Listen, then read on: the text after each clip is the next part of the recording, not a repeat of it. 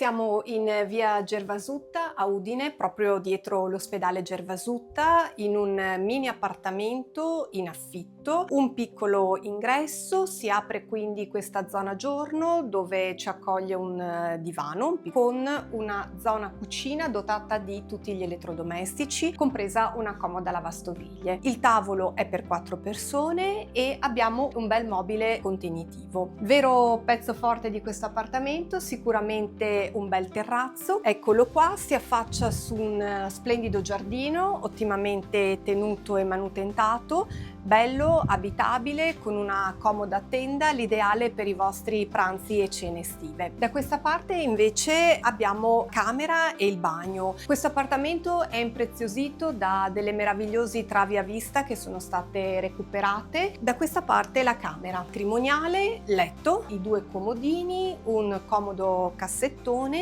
e un armadio guardaroba a muro con 4 ante, mentre da questa parte abbiamo il bagno finestrato con la doccia.